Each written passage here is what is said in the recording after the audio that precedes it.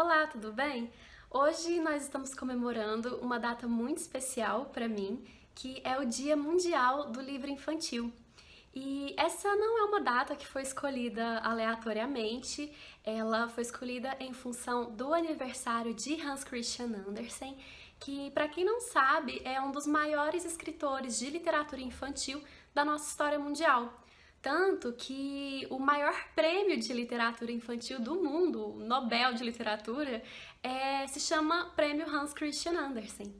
E ele foi um divisor de águas, assim, na história da literatura infantil, porque antes de Andersen, os irmãos Grimm, Charles Perrault, eles traziam os contos de fadas para os salões, para a elite, mas sem reivindicar uma autoria, assim, eles eram registradores dos contos populares do folclore dos seus países.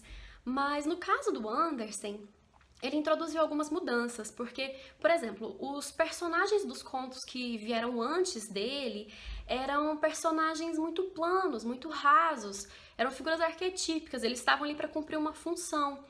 E os contos, eles quase sempre tinham um final feliz, né? Os bons recebiam uma recompensa, os maus recebiam uma punição, e quando não era o caso, havia uma moral, havia uma intenção pedagógica. Então, por exemplo, na versão de Charles Perrault, a Chapeuzinho Vermelho é comida pelo lobo e fim. Só que tinha uma intenção ali de dizer para as mocinhas da corte para não se deixarem levar pelos discursos do lobo mau. Então tinha uma intenção moral, uma intenção pedagógica ali.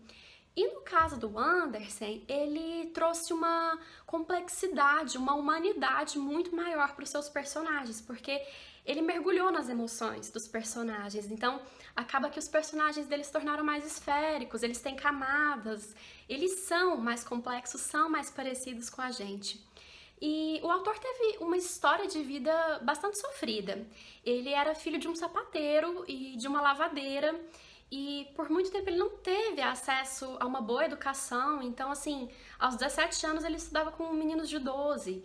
E ele sofria muito porque os professores acabavam sendo cruéis com ele, as crianças acabavam sendo cruéis com ele. E esse sofrimento acabou se refletindo na obra dele muito fortemente. Tanto que alguns personagens podem ser considerados até alter egos dele, como é o caso da Pequena Sereia, que muitas pessoas relacionam ao próprio autor, à figura do próprio autor. E ele mesmo dizia que ele sofria com os seus personagens, né? Tamanha era a humanidade que ele colocava nessas histórias, nesses personagens. E, além disso, o Andersen tem muitos contos que não têm um final feliz, em que os bons não são recompensados, em que os maus não são castigados. E até por essas e outras, ele divide opiniões. Alguns críticos, alguns escritores consideram que ele tem ali até uma crueldade gratuita, uma exaltação do sofrimento. E, por outro lado, tem pessoas que acham que, justamente por isso, por essas características, ele faz denúncias sociais, ele faz críticas sociais que são muito interessantes e ele introduz no universo da criança a compreensão, a ideia de que nem tudo são flores, que a vida pode sim ser muito mais complexa do que o viveram felizes para sempre. Mas a boa notícia é que o Andersen foi reconhecido em vida.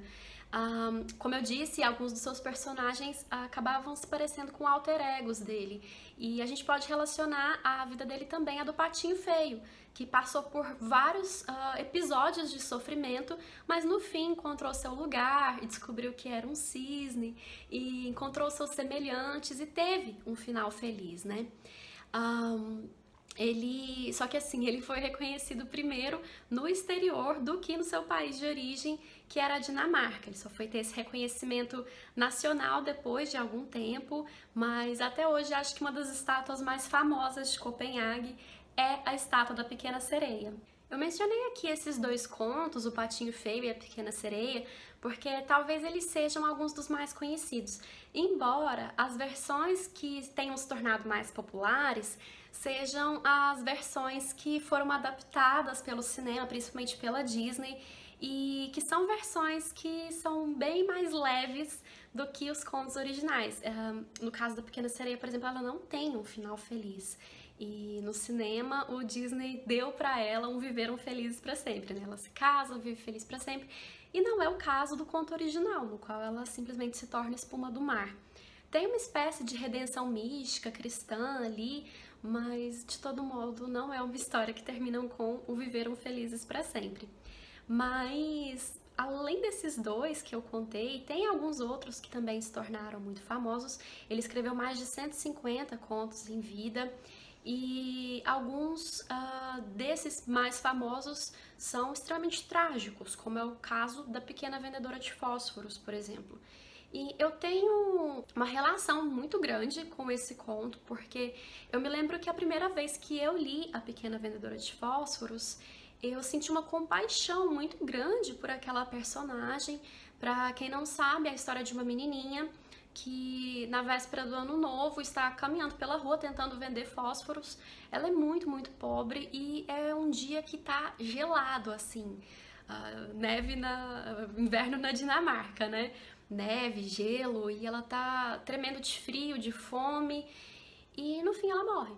É isso. É uma cena muito bonita, porque ela vê a figura da avó, que foi a única pessoa que amou ela em vida antes de morrer, mas de manhã a polícia descobre o corpo congelado dela.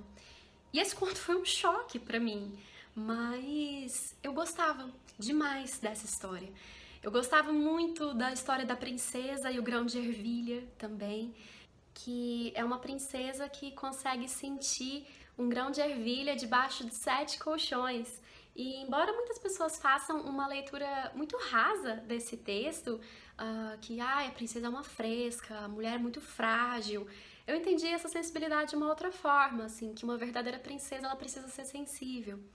Então, como eu disse, assim, eu cresci lendo essas histórias, eu me identificava com esses personagens em vários aspectos.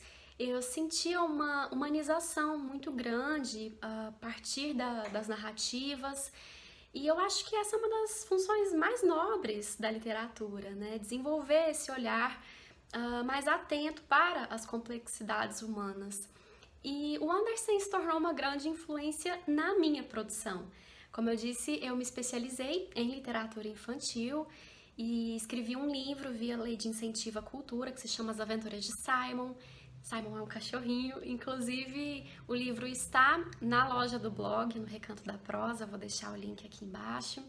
E não é uma história fácil, é um conto difícil, é um conto que toca em alguns temas complexos, alguns temas duros da realidade, também não tem um final feliz. Já vou deixar um alerta aqui, porque às vezes as pessoas falam, a história de um cachorrinho, vou ler para os meus filhos e vai ser lindo. E eu deixo o alerta, porque algumas crianças choram, algumas crianças se emocionam. Eu não vejo isso como um problema. Eu trabalhei esse conto várias vezes em escolas, em instituições, e os retornos eram sempre muito bonitos, assim. As crianças se emocionavam, mas elas faziam reflexões muito poderosas a partir da história. Eles falavam de bullying, eles falavam de como as famílias se relacionavam, as suas famílias se relacionavam. Eu me lembro de uma garotinha que me marcou muito, porque ela começou a chorar e eu fui conversar com ela depois. E eu falei, o que você está sentindo? E ela me respondeu, é que eu percebi que a forma como a família do Simon tratava ele é a forma que a gente trata o meu avô.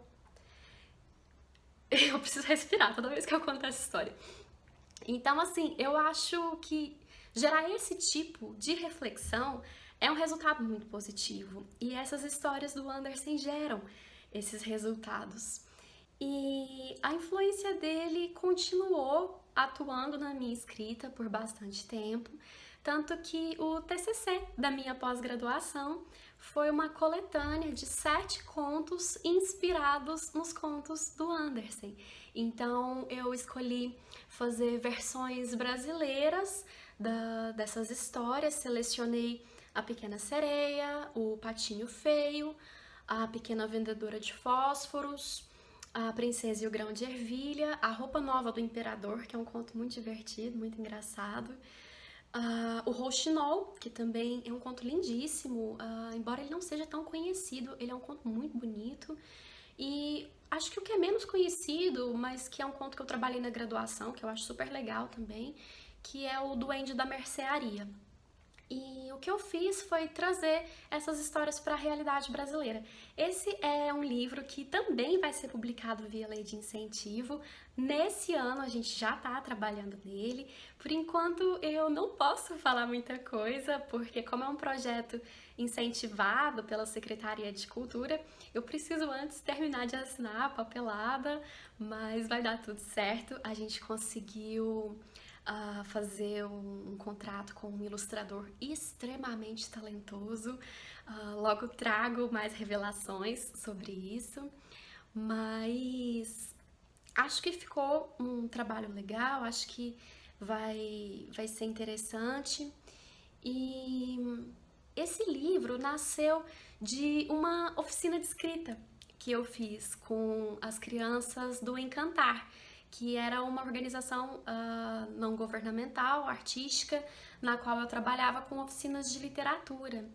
E eu me lembro que eu li A Pequena Vendedora de Fósforos para os meninos, em pleno verão uberlandense, que é quente pra caramba. E eles acharam o máximo. Eles acharam que devia ser super legal tá na neve, tá no gelo. Então eu entendi que aquele sofrimento não fazia sentido para aquelas crianças. Elas não conseguiam entender o que era aquele sofrimento. Elas não entendiam por que a menina estava vendendo fósforo, que era um sinal de extrema miséria. E daí eu vi que, bom, acho que fazer algumas adaptações pode ser interessante.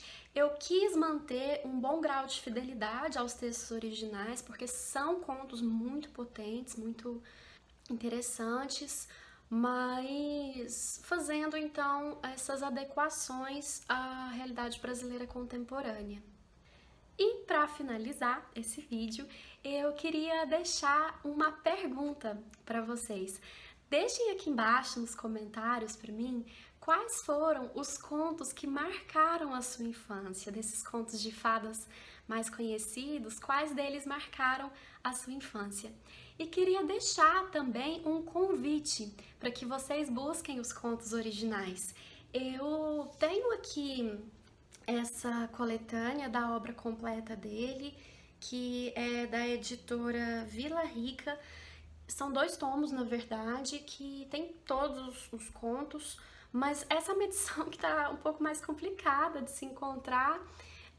Então eu deixo uma outra indicação de um livro com o qual eu já trabalhei no projeto Contos de Fadas na Cozinha. Tem uma playlist aqui no canal também, que foi um projeto muito gostoso em todos os sentidos, no qual eu misturei 2 coisas que eu gosto muito de fazer, que são cozinhar e contar histórias, mas que é um livro da editora Zahar, esse aqui, Contos de Fadas, e eu acho sempre interessante indicar essa edição organizada pela Maria Tatar, porque tem muitos comentários, tem as biografias dos autores no final. É claro que, por ser uma coletânea, ela precisa abarcar vários autores, mas nós temos aqui 4 contos originais, que são A Pequena Vendedora de Fósforos, A Princesa e a Ervilha, O Patinho Feio e A Pequena Sereia.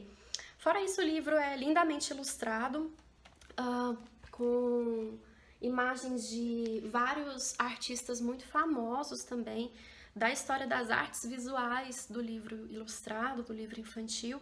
Então, é uma edição bem legal, deixo a minha recomendação. Se você gostou desse vídeo, deixa a sua curtida aqui, deixa um comentário, compartilha e me diz se vocês têm algum tema que vocês gostariam que eu trouxesse para o canal. Eu tô sempre aberta a sugestões. Gosto muito de falar de literatura, eu sempre preciso fazer um grande esforço para não fazer vídeos muito longos, porque se depender de mim eu fico aqui por horas.